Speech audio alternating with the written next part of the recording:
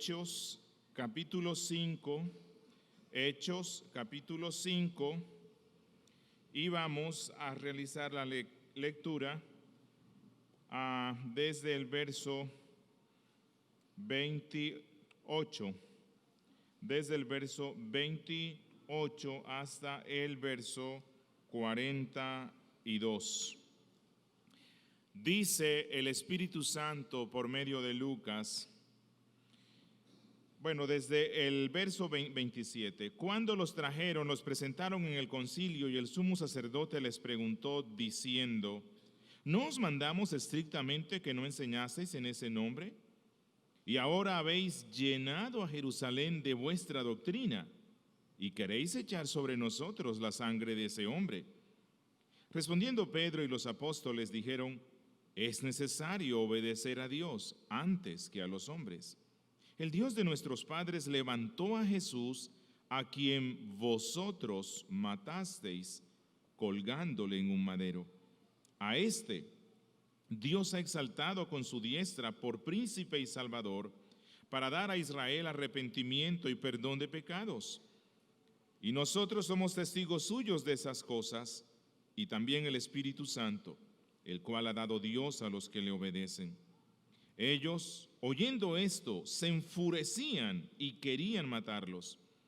Entonces, levantándose en el concilio, un fariseo llamado Gamaliel, doctor de la ley, venerado de todo el pueblo, mandó que sacasen fuera por un momento a los apóstoles y luego dijo: varones israelitas, mirad por vosotros lo que vais a hacer respecto a estos hombres.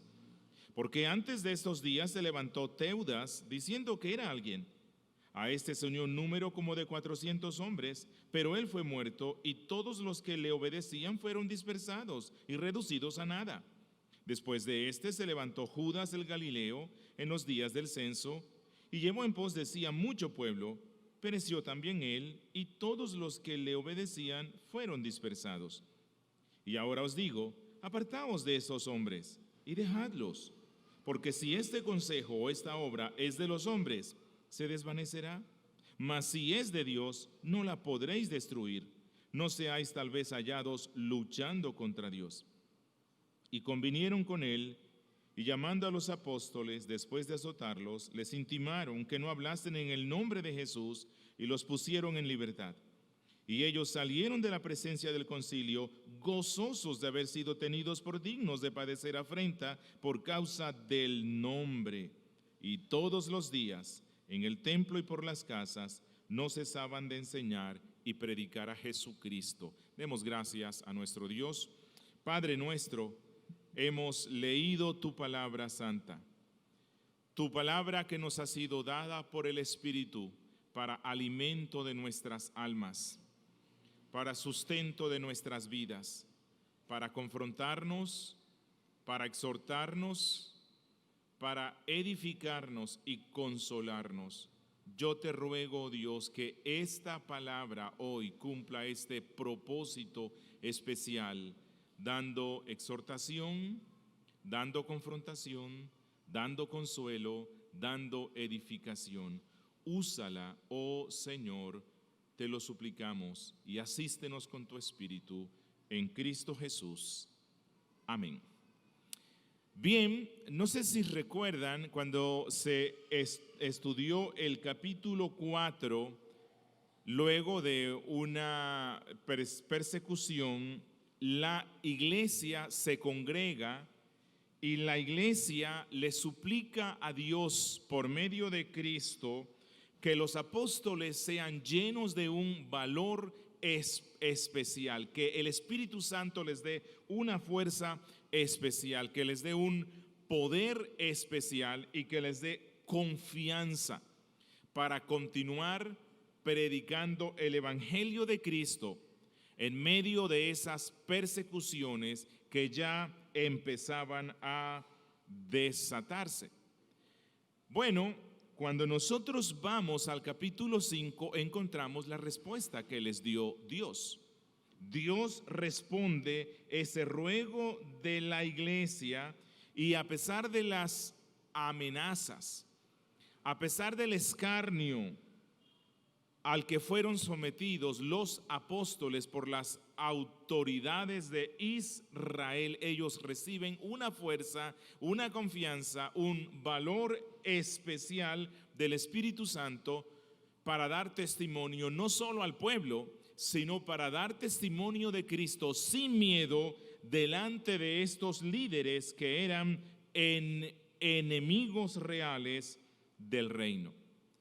Esto nos muestra que la marcha imparable de esa nueva humanidad no podrá ser detenida ni siquiera por las crueles persecuciones de gobernantes impíos o de líderes religiosos que se oponen a Dios mismo.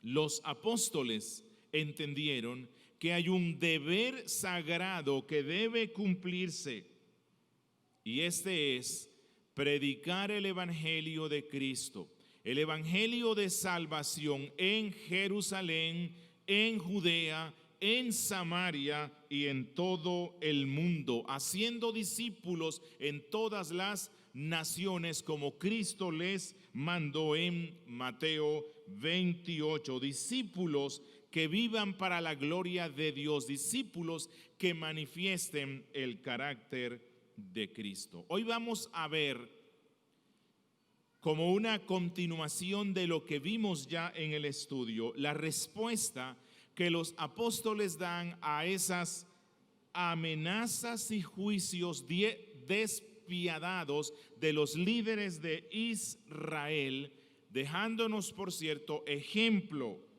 de que es mejor obedecer a Dios que a los hombres, así esa desobediencia implique el martirio, así esta desobediencia implique el sufrimiento, porque el único y verdadero gozo real, gozo permanente del cristiano es hacer la voluntad de Dios. Hoy vamos a estar viendo segunda persecución, defensa de los predicadores del evangelio. Y lo vamos a estructurar de la siguiente manera. Versos 29 al 32, defensa de los predicadores del evangelio. Verso 33, reacción frente a la defensa de los predicadores del evangelio. Versos 34 al 39, inesperada ayuda en la defensa de los predicadores del evangelio. Verso 40, nuevas amenazas frente a la victoria de los predicadores del evangelio. Y versos 41 al 42, consecuencias de la persecución y afrenta contra los predicadores del evangelio. Así que empecemos con nuestro primer aspecto, defensa de los predicadores del evangelio. Dice en los versos 29 al 30, respondiendo Pedro y los apóstoles dijeron: es necesario obedecer a Dios antes que a los hombres.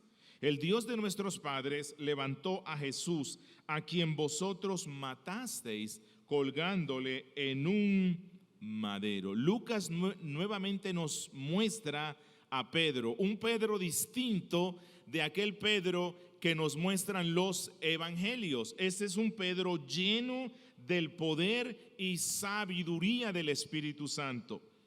Y este Pedro, en esa plenitud del Espíritu, responde frente a las dos acusaciones que estos líderes hicieron en contra de los apóstoles. No sé si recuerdan, pero en el verso 28 hay dos acusaciones por los cuales ellos vienen ante ese tribunal, por los cuales se está desarrollando este juicio.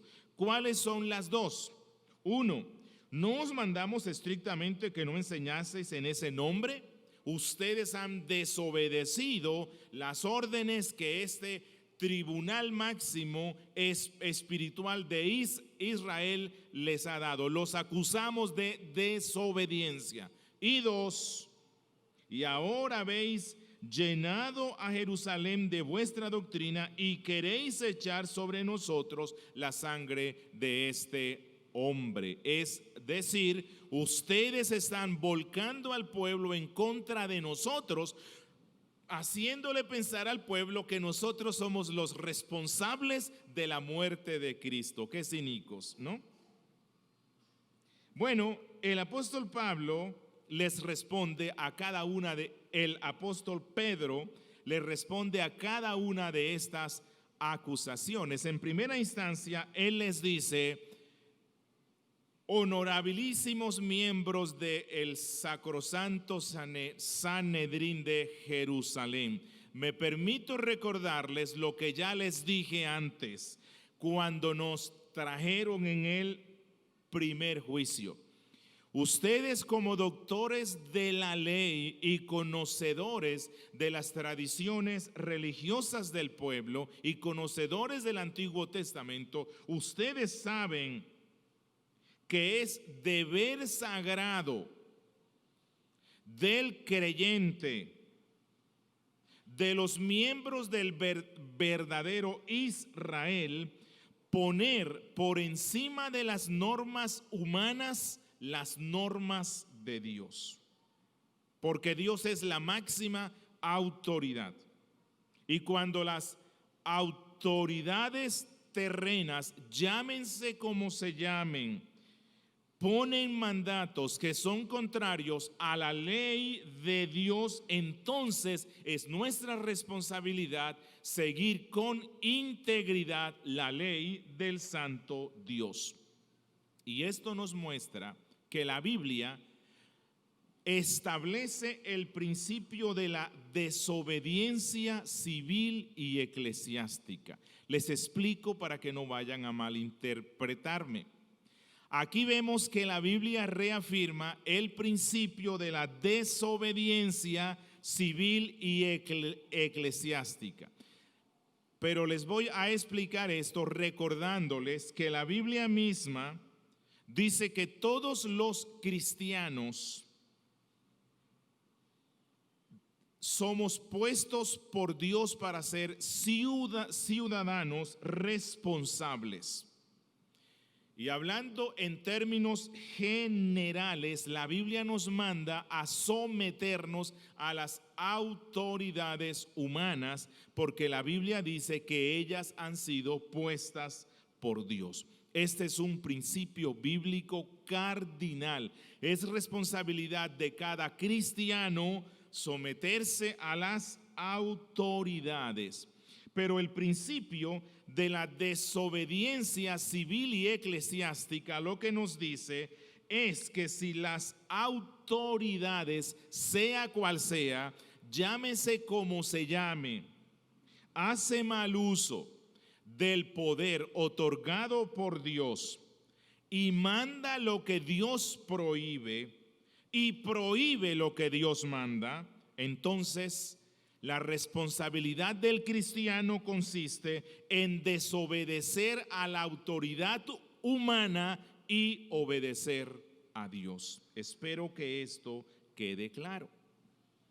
Esa es la razón por la cual Pedro les está diciendo: ustedes nos prohibieron arbitrariamente predicar el evangelio, pero el Rey del universo, Cristo, antes de partir del mundo en persona, nos ordenó predicar el evangelio de salvación, salvación por medio de la muerte y resurrección de Cristo, y nosotros no podemos callar frente a un asunto tan vital. Así nos traigan a la cárcel, así nos azoten, así nos maten, es nuestra responsabilidad obedecer a Dios antes que a ustedes. Estamos dispuestos a obedecerles en todo, siempre y cuando se ajuste a lo que Dios manda. Si contradice lo que Dios manda, entonces la ley de Dios es nuestra autoridad suprema. Pedro implícitamente les está diciendo a estos hombres: ustedes que conocen la historia bíblica, ustedes saben que este es un principio correcto. La historia de Israel nos muestra que Dios bendijo a aquellos que se atrevieron a desobedecer a los reyes cuando ellos mandaban algo que iba en contra de lo que la ley de nuestro Dios nos dice. Recuerden el caso de las parteras en Egipto. Las parteras desobedecieron el mandato del rey y Dios las bendijo porque el rey había ordenado que mataran a los bebés varones y ellas lo desobedecieron porque entendieron que Dios no quería eso y por lo tanto Dios las bendijo. Y la segunda respuesta de Pedro está en estos dos textos. Ellos lo acusan o acusan a los 12 de que quieren poner la sangre de Cristo sobre ellos. Y Pedro les responde sin miedo, lleno del Espíritu Santo. Y él dice: ustedes, Sanedrín, el máximo cuerpo de autoridad religiosa, ustedes no solo autorizaron, sino que pidieron la muerte por crucifixión del Mesías. Pero Dios, el Padre de nuestros ancestros, y Pedro aquí está usando el lenguaje acostumbrado en el Antiguo Testamento, el Dios de nuestros padres, el Dios de Abraham, el Dios de Isaac, el Dios de Jacob, el Dios de Moisés, el Dios de los profetas, a pesar de que ustedes mataron al Cristo, ese mismo Dios lo resucitó de entre los muertos, y aunque ustedes lo despreciaron como piedra inservible, el Padre lo puso como piedra angular, que ustedes, los constructores espirituales, lo rechazaron. Pedro en realidad les está diciendo: esta es una verdad que nunca jamás podrá ser borrada. Ustedes, Sanedrín de Israel, siempre llevarán la culpa de haber matado al Cristo, de haberlo entregado a los romanos, de haber pedido que sobre él cayera la maldición de la muerte en cruz. Ustedes son culpables delante de Dios y delante del pueblo. Nosotros no somos los que estamos anunciando esto. La verdad es que ustedes lo son. Es más, ustedes instigaron al pueblo para que cuando el gobierno romano había decidido no matarlo, ustedes mismos dijeron que la sangre de él sea sobre nuestras vidas y sobre nuestros hijos. Pero Pedro no se queda solo en ratificar esta acusación, sino que él les da una vía de escape.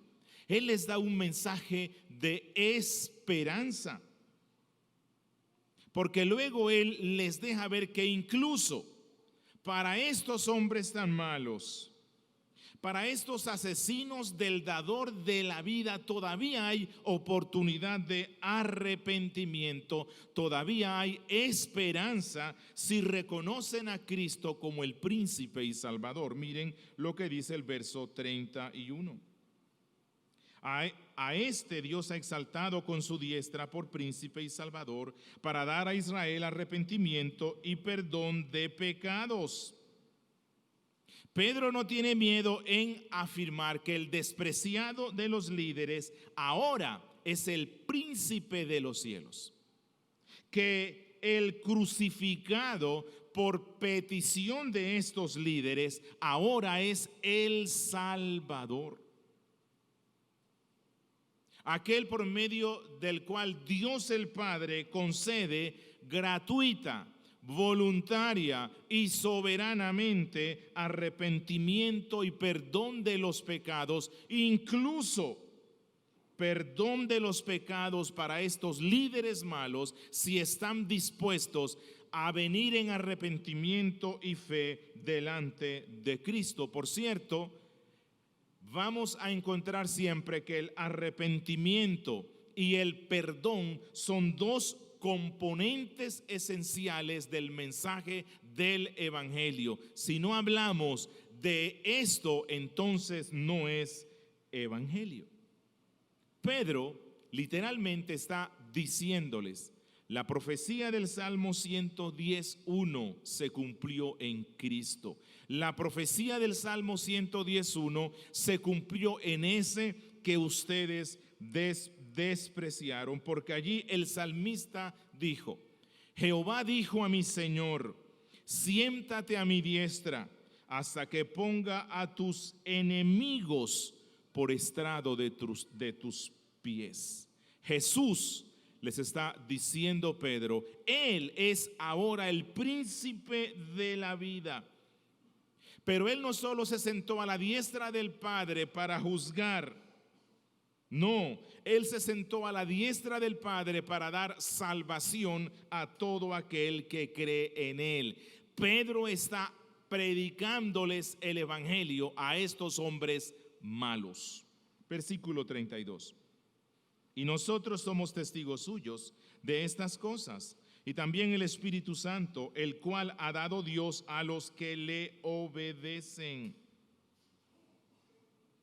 Lo que él está diciendo es: no nos pidan que callemos esto, porque nosotros somos testigos. Nosotros vimos cómo las profecías del Antiguo Testamento respecto al Mesías se cumplieron en Jesús. Nosotros vimos cómo en Él se cumplió todo lo que los profetas habían dicho y que Él es realmente el Redentor. Fuimos testigos de su vida, fuimos testigos de sus enseñanzas, fuimos testigos de sus milagros, fuimos testigos de su santidad, fuimos testigos de su muerte en cruz, fuimos testigos de cómo Él estuvo dispuesto a perdonarlos a ustedes cuando ustedes lo crucificaron en esa cruz. Fuimos testigos de su resurrección, fuimos testigos de su ascensión a los cielos. Este es nuestro evangelio, el evangelio que el Espíritu Santo nos está dando el poder para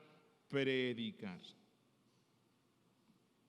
Y luego Pedro hace una cordial invitación implícita cuando él dice: nosotros hemos sido llenos del Espíritu Santo para ser testigos, porque el principal testigo de Cristo es el Espíritu Santo, y el Espíritu Santo Dios lo ha prometido a los que le obedecen. ¿Obedecen a qué? Obedecen al mandato de venir en arrepentimiento y fe delante de Cristo. Lo que Pedro está diciéndoles es: vengan en arrepentimiento y fe delante de Cristo y ustedes recibirán el don del Espíritu Santo, recibirán a la persona que es testigo de Cristo, y cuando el Espíritu Santo esté en cada uno de ustedes, Él les testificará que Jesús es el Cristo. Y de esta manera Pedro termina el mini sermón que da delante del Sanedrín con una invitación al arrepentimiento y a la conversión. Y quiero aprovechar para decir esto. Aquí encontramos el mejor modelo de defensa que la Biblia nos da. Los apóstoles no están interesados en ganar simplemente una discusión.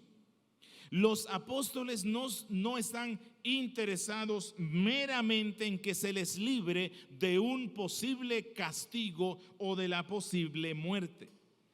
A los apóstoles les gobierna el mandato de Cristo. ¿Cuál fue el mandato de Cristo? Vayan por todas las naciones anunciando mi evangelio.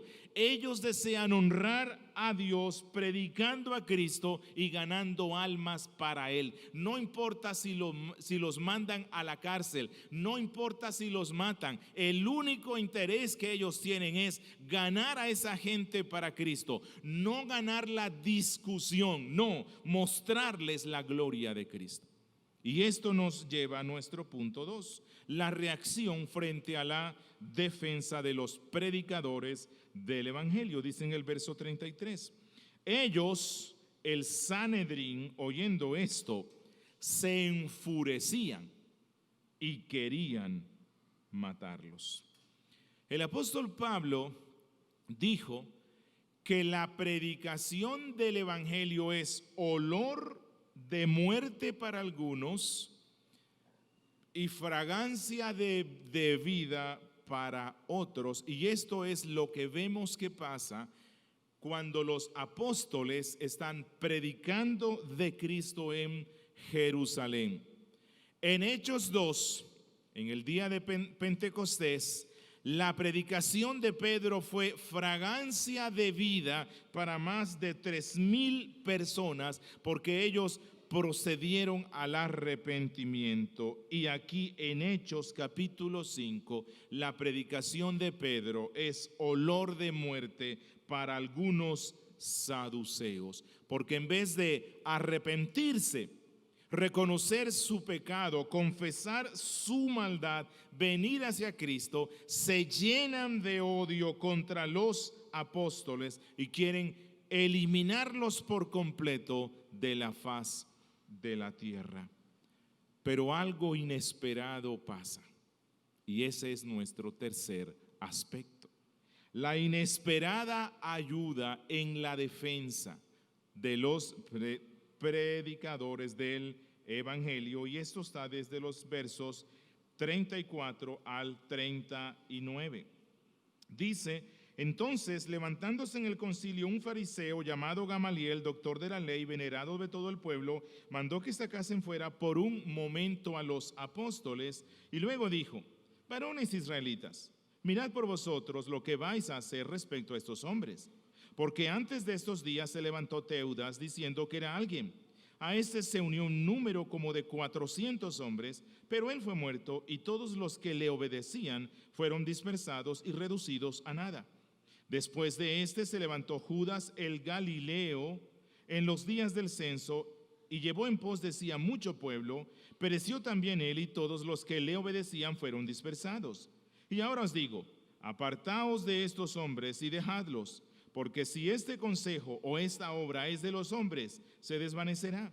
Mas si es de Dios, no la podréis destruir, no seáis tal vez hallados luchando contra Dios. Bueno, el que se levanta en defensa de los apóstoles, paradójicamente forma parte de aquel grupo religioso que durante el ministerio de Cristo se opuso más vehementemente contra él.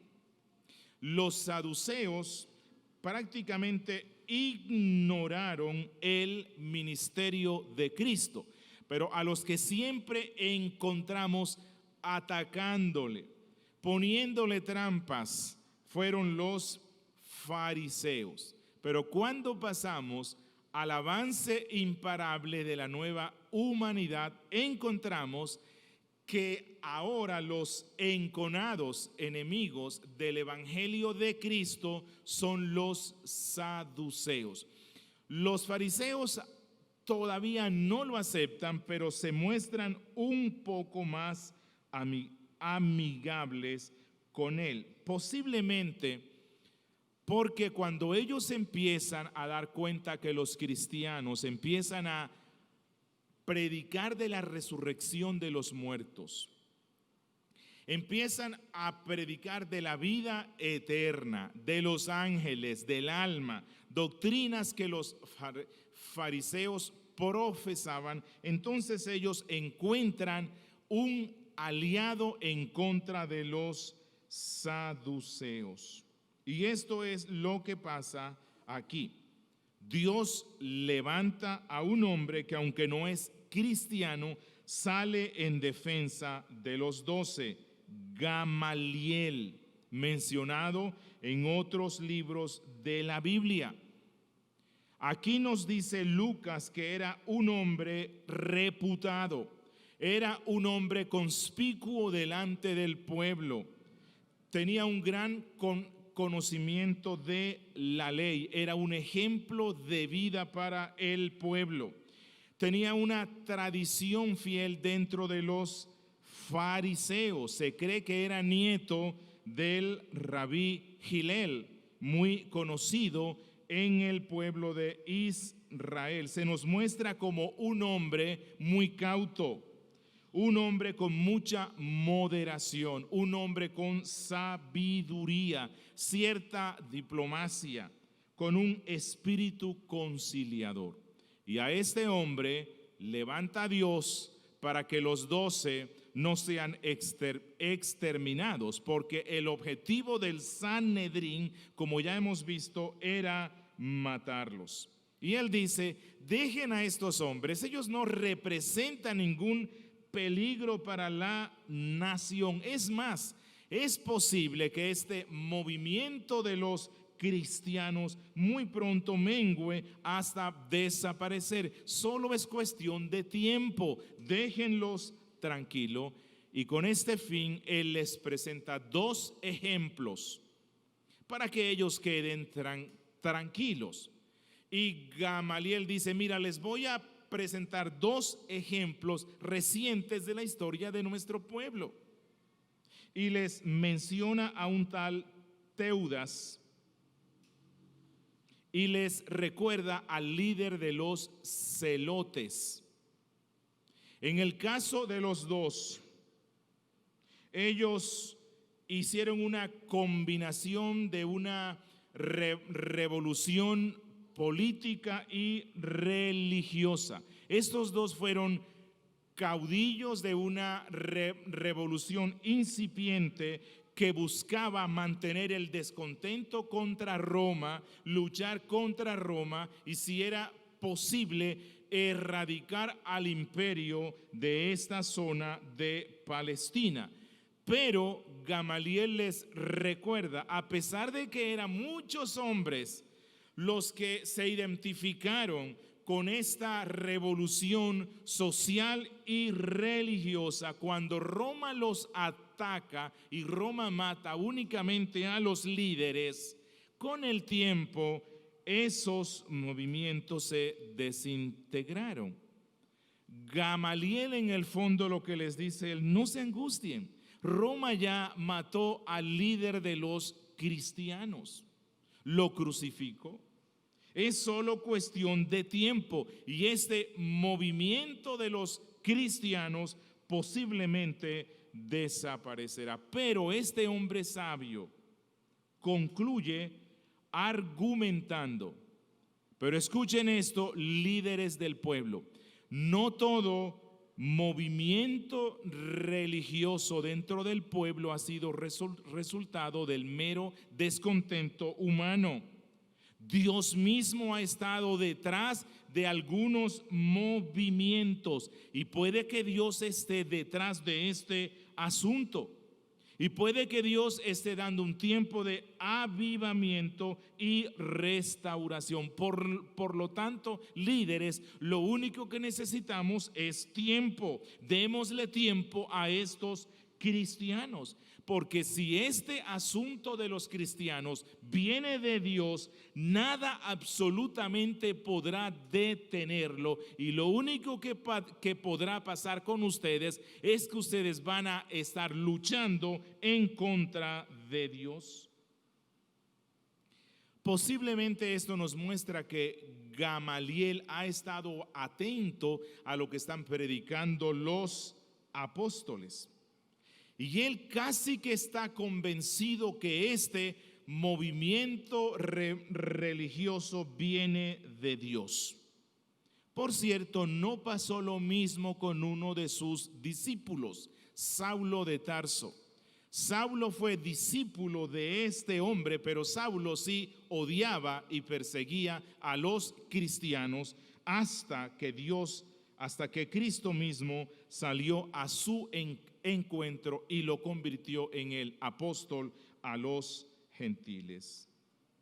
Y esto nos lleva a nuestro cuarto punto: liberación y nuevas amenazas en contra de los predicadores del evangelio. En el verso 40 dice: y convinieron con él, y llamando a los apóstoles después de azotarlos, les intimaron que no hablasen en el nombre de Jesús, y los pusieron en libertad. Es decir, ya no los vamos a matar.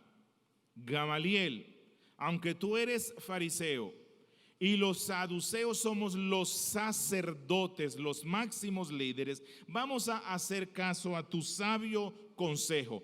No los vamos a dejar en la cárcel, no los vamos a matar, pero los vamos a tratar delante del pueblo como si ellos fueran culpables. Y entonces deciden azotarlo. Moisés en Deuteronomio 25 versos 2 al 3 dijo que cuando encontraran a alguien culpable, lo primero que tenían que hacer era darle 40 azotes, los cuales iban a mostrar delante del pueblo que el hombre era culpable. No más, solo 40 azotes.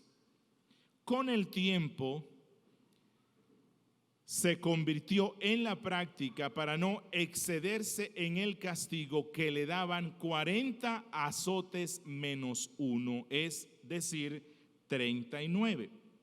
El apóstol Pablo dice que él fue azotado 5 veces según la ley, en la cual le aplicaron 40 azotes menos uno. Esto él lo dice en 2 Corintios 11:24. Moisés dijo que los azotes eran sobre la espalda y sobre el pecho. Realmente era una situación bastante humillante, porque cuando ellos salían mostraban el resultado de este castigo, mostrándole al pueblo que ese santo consejo los encontró culpable. En el caso de los dos era algo mucho más humillante, porque ellos no eran culpables de ningún delito, excepto uno: predicar el evangelio de Cristo, obedecer a Dios antes que a los hombres. ¿Y qué pasa cuando ellos salen? Y ese es nuestro último punto: consecuencias de la persecución y afrenta contra los predicadores del evangelio. Verso 41 dice: y ellos salieron de la presencia del concilio gozosos de haber sido tenidos por dignos de padecer afrenta por causa del nombre. ¿De cuál nombre? Del nombre de Cristo, del evangelio de Cristo.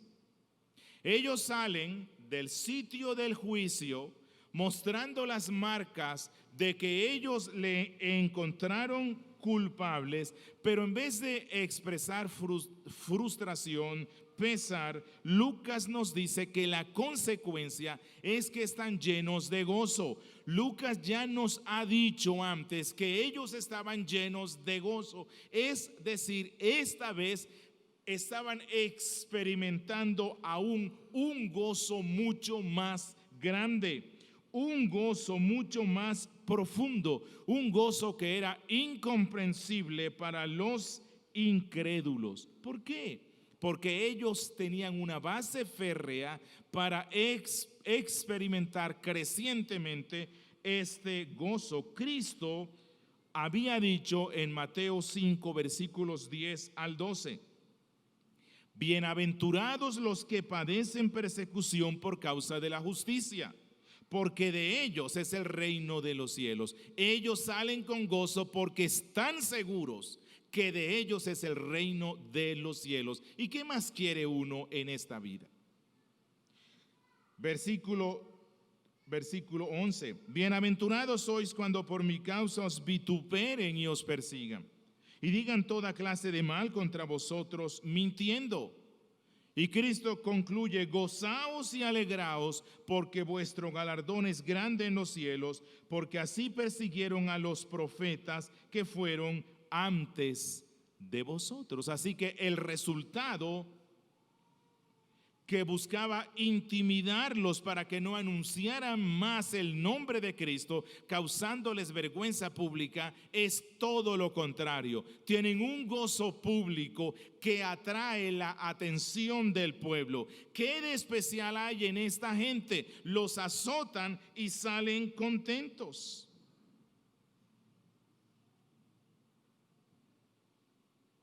Ellos en su conciencia estaban convencidos que al sufrir por Cristo estaban siendo contados con los verdaderos profetas de antaño. ¿Y quién no quiere ser contado con estos grandes hombres de Dios? Ellos estaban contentos porque sabían que tenían asegurada una recompensa que no iban a dejar perder por andar quejándose del sistema injusto en el cual ellos estaban. Como alguien dijo: si sufrimos por el bien, con tal que lo suframos bien, debemos alegrarnos en la gracia que nos capacita para ello. Los verdaderos siervos de Cristo se gozan tanto de los bienes como de los males que vienen sobre nuestra vida, pues el máximo contentamiento del cristiano es hacer la voluntad de Dios, es hacer la voluntad del Maestro. Y el gozo y la alegría de estos apóstoles era una fuente de poder. Era una fuente, era una fuerza que sacudía al mundo entero por medio de este gozo, en medio de las aflicciones. Ese gozo que fluía de esa relación vital con Cristo. Ese gozo no dependía de ningún factor externo. ¿Cómo respondían ellos frente a los verdugos? Bendiciéndoles, pidiéndoles que Dios tuviera misericordia de ellos. Respondían con gozo, respondían con una sonrisa, y esto los vencía por completo. Mis hermanos, la primera persecución llevó a la iglesia a orar en el capítulo 4. La segunda persecución los llevó a alabar a Dios con gozo por el honor de sufrir por la causa de Cristo.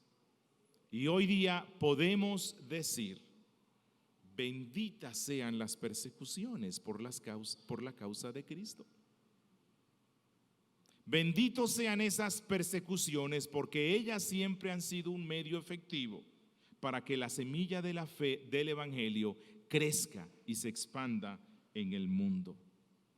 Tertuliano, un padre de la iglesia, en medio de la cruel persecución del imperio que se desató luego, dijo: podrán matarnos, torturarnos, condenarnos, reducirnos a polvo. Cuanto más nos aplastan, tanto más crecemos. La semilla es la sangre de los cristianos.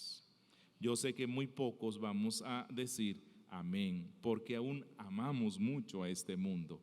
Pero es muy posible que cuando tengamos que enfrentarnos con esas persecuciones, la gracia de Dios vendrá sobre nuestras vidas y vamos a decir con convicción amén. Verso 42. Y todos los días en el templo y por las casas no cesaban de enseñar y predicar a Jesucristo. Esto lo que nos muestra, lo que Lucas quiere mostrarnos, es que en el cristiano las persecuciones y los sufrimientos por causa del Evangelio son un estímulo férreo para anunciar este Evangelio. Esto es lo que pasa aquí. Los apóstoles, yéndose en contra de la pecaminosa orden del Sanedrín, nos dice Lucas que predican con más fuerza. Predican en el templo y predican en las casas. En todas partes ellos se gozaban en predicar. Y Lucas concluye mostrándonos cuál era el contenido de su predicación. Una sola, y era Cristo. Cristo y este crucificado. Los verdaderos siervos de Cristo no predican de ellos mismos, no predican de sus sueños, no predican de lo que les ha pasado, no predican de las invenciones de su mente. Los verdaderos siervos de Cristo se gozan en predicar una sola cosa, de Cristo y de este crucificado, porque Él es el único que puede dar salvación, perdón y arrepentimiento. Y deseo terminar con unas aplicaciones más. Mis hermanos, si bien es cierto que muchos movimientos malvados y anticristianos han permanecido largamente en el tiempo, y recuerden que lo que Gamaliel dijo no fue inspirado por Dios. Si bien es cierto que algunos movimientos malvados han permanecido o sectario por mucho tiempo, Gamaliel sí dijo algo que es cierto: la verdadera obra de Dios permanecerá hasta el fin. La verdadera obra de Dios no podrá ser destruida. La verdadera obra de Dios será completada. La causa de Cristo puede ser perseguida, asediada, ofendida.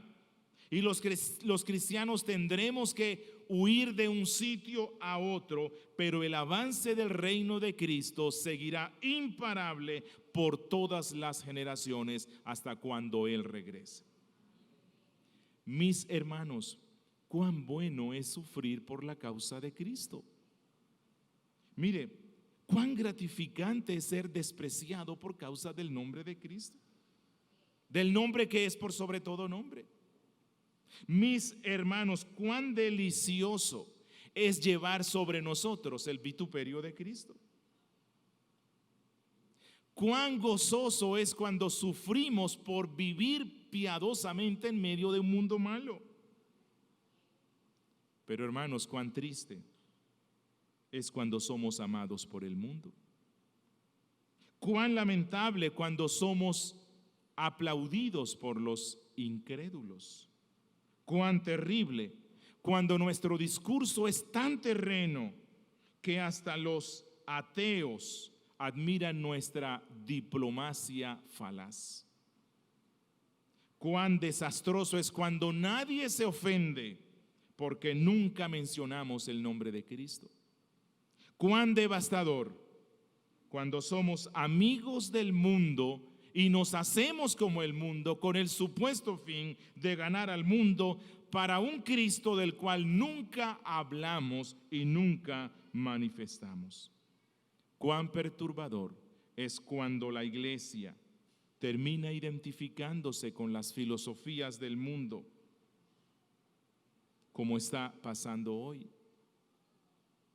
Grandes gruesos de colectividades cristianas, incluso algunas que llevan el nombre de reformadas, toman posiciones tibias, gelatinosas, flexibles frente a la ideología de género, frente al homosexualismo, frente al relativismo, frente al comunismo, frente al pluralismo y otros movimientos que son claramente opuestos al Evangelio. Hermanos, que Dios nos dé la fuerza y la gracia para ser ministros de Cristo, para ser gente que anuncia el Evangelio de Cristo sin miedo, sin mezclas, sin debilitarlo. No vamos a ofender innecesariamente, no vamos a hacer enemigos innecesariamente, pero si somos fieles a Cristo y cumplimos la misión que nos dio, tendremos enemigos diarios en nuestra vida. Amigo, ¿estás luchando contra Dios? ¿Estás luchando contra Cristo?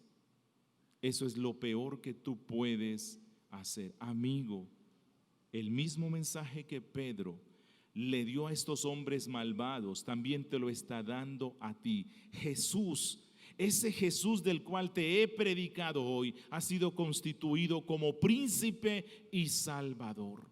Y a través de él Dios da la fe, Dios da el arrepentimiento, el perdón de los pecados, la vida eterna, y te podrá dar el Espíritu Santo para que seas testigo de Cristo. Amigo, te invito para que te unas por medio de la fe y el arrepentimiento a esta nueva humanidad que imparablemente y vencedoramente conquistará a todos los elegidos del Padre hasta que Cristo venga. Demos gracias al Señor.